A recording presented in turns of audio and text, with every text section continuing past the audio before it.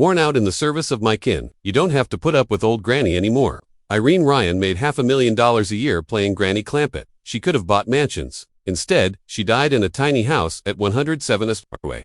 After her death, no one touched it. But when explorers finally broke in, they found something nobody expected. Inside were props from the show and a letter that changed everything. The woman who made millions lived like she had nothing. And the reason why will break your heart. Irene Ryan was born on October 17, 1902, in El Paso, Texas. Her family had almost nothing. Her father, James Merritt Noble, was a low-ranking Army sergeant from North Carolina. Her mother, Catherine McSherry, had come all the way from Ireland, hoping for a better life. But life in El Paso was tough. They lived in tight spaces and often depended on others just to eat. El Paso was full of immigrants and shaped by the Mexican Revolution. But for Irene's family, it meant surviving from one day to the next. That early struggle became part of her that shaped her grit, her humor, and her drive to rise above it all. At home, things were even stranger. Irene had a sister, Anna, who was born in 1885. That made her 17 years older than Irene. By the time Irene could talk, Anna was already outliving her own life. So Irene grew up more like an only child, surrounded by adults and serious talk. She learned to keep herself entertained. She became independent fast. That childhood gave her a sharp mind and a strong sense of herself, skills that later helped her survive in show business. Her first real taste of applause came when she was just 11 years old. In 1913, she sang Pretty Baby at an amateur contest in San Francisco's Valencia Theater. She won the top prize, $3. That would be nearly $98 today. For Irene, it felt like winning a treasure. The crowd's cheers lit a fire in her. She didn't just enjoy it, she needed it. That $3 moment showed her that performing could lead her out of poverty. It was the start of everything. At age 14, Irene pulled a bold move. She wanted to join a stock theater company in California, but the rules said no one under 16 could work. So, she lied. She told them she was old enough and they believed her. That one lie changed her life. It got her on stage, and once she was there, she proved she belonged. She didn't just get by, she stood out. She earned her spot with raw talent and stubborn persistence. It was risky, but it worked. That chance gave her a taste of what a life in theater could be. 2 years later, she made another big choice. She dropped out of high school at 16. Most girls her age were still in class. But Irene was chasing a dream. She joined traveling theater companies and performed almost every night. For 4 years, she lived the hard life of the stage. She learned how to hold an audience's attention.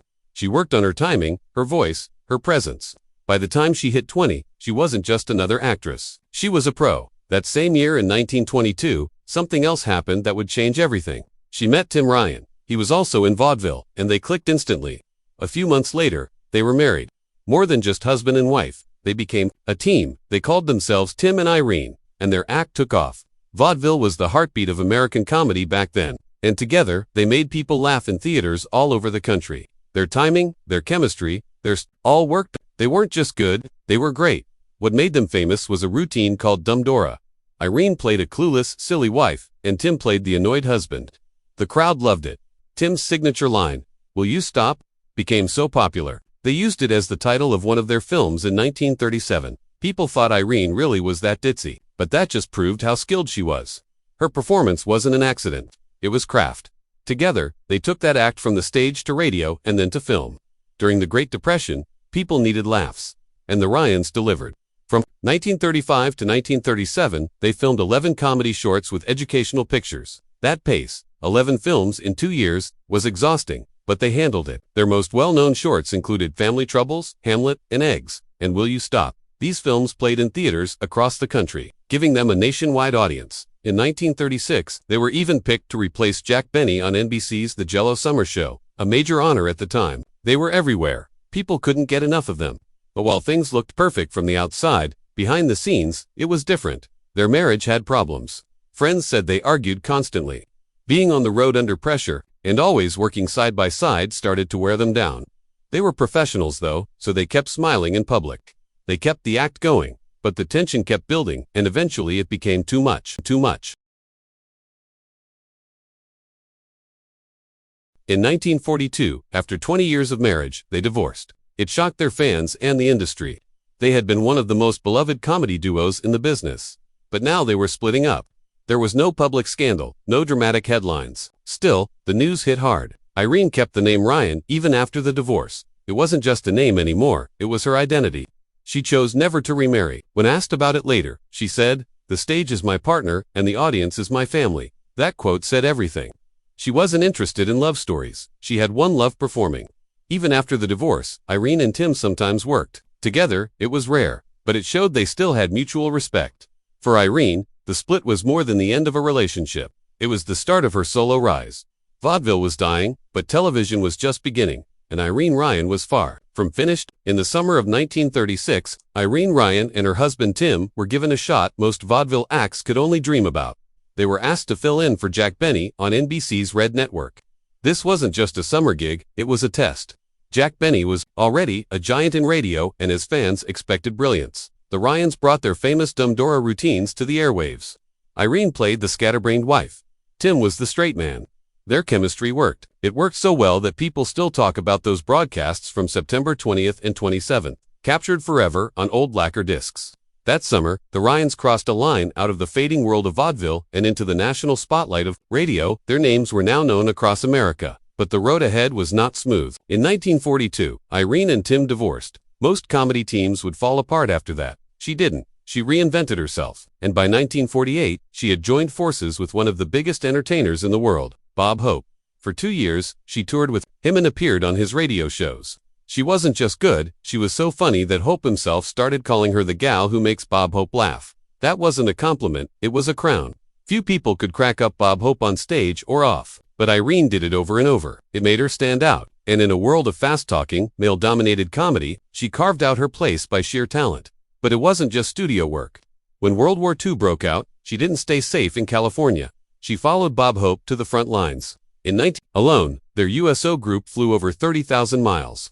And gave more than 150 shows across Europe and the South Pacific. The flights were dangerous. The airfields were primitive. Sometimes they performed just miles away from enemy lines. But Irene showed up every time, telling jokes to soldiers who hadn't smiled in weeks. She visited hospitals, too, lifting spirits. Wherever she went, these were not scripted moments. These were raw, real, and often terrifying. And she never backed down. Her service didn't stop when the war ended. In 1948 and 1949, she joined Hope again. This time for the Berlin airlift. It was the first big fight of the Cold War. West Berlin was blockaded by the Soviets, and American planes were flying in supplies day and night. Over 275,000 flights covered more than 92 million miles, delivering 2.3 million tons of aid. It was tense, it was dangerous, and it claimed 81 lives. Right in the middle of that, Irene Ryan was there performing for exhausted flight crews, ground staff, and medics. She wasn't looking for medals. She just wanted to keep them going. Long before all of this, Irene and Tim had already made their mark with a radio show of their own. Tim and Irene aired in the 1930s and turned them into household names. Their act was sharp. Irene played the dim but clever wife. Tim was the straight man, constantly losing his patience. The show was a hit, and their catchphrases spread across the country even after their divorce. They kept working together. It was rare, but they made it work. Between 1935 and 1937, they also starred in 11 comedy shorts for educational pictures. These films, like Hamlet and Eggs and Will You Stop, weren't just quick laughs. They were polished, punchy, and full of the same chemistry that made them famous. 1943, Irene took on a new kind of role. She played Edgar Kennedy's wife in 2 RKO comedy shorts. It was a familiar setup. Kennedy was always the hot-headed husband. The wife was always exasperated, but Irene brought something different. She wasn't shrill, she wasn't just background noise. She played the character with nerves and control, and it stood out. Other actresses had played Kennedy's wife before, but Ryan's version was memorable. This kind of role would later become her specialty: fussy, anxious women who were funny because they felt real. That same year, she showed even more range. She took a role in a country music film called Oh My Darling Clementine. It wasn't a big-budget feature, but it let Irene step outside comedy. She didn't play a joke. She played a real character in a story full of music, romance, and small-town charm. It was part of a wave of hillbilly musicals that gave wartime audiences a break from bad news. And it proved that Irene could do more than crack jokes. She could carry a scene, even in a new genre. Still, comedy was her home turf. Between 1935 and 1937, she and Tim Ryan had cranked out 11 comedy shorts, an astonishing pace. The titles may sound silly, but the work wasn't. These films were crafted to highlight their timing and delivery, and they became so popular that Tim's line, "Will you stop?" caught on like wildfire. The fact that they kept working together, even after splitting up, spoke volumes about their professionalism. And for Irene, it was training. These were the roles that taught her how to land a joke, steal a scene, and survive in an industry that never made things easy for women. The late 1940s and early 1950s brought steady work, but not stardom. Hollywood kept casting her in the same types of roles: nurses, neighbors, chatty aunts. She appeared in films like Half Angel in 1951 and Rockabilly Baby in 1957. Always the sidekick, never the lead, but she kept showing up, always on time, always prepared. She landed a part on The Jack Carson Show in 1946, made her first TV appearance on The Danny Thomas Show in 1955. Others gave up. Irene didn't. And yet, behind the scenes, there were chances that slipped away. She came close to bigger roles, but again and again, they went to someone else. Maybe it was politics. Maybe it was prejudice against vaudeville. Maybe it was just bad luck. Whatever the reason, those near misses haunted her. She said she was always scared of being fired, always waiting for the axe. But when the Beverly Hillbillies came along, she almost missed out again. The casting agent thought she was all wrong.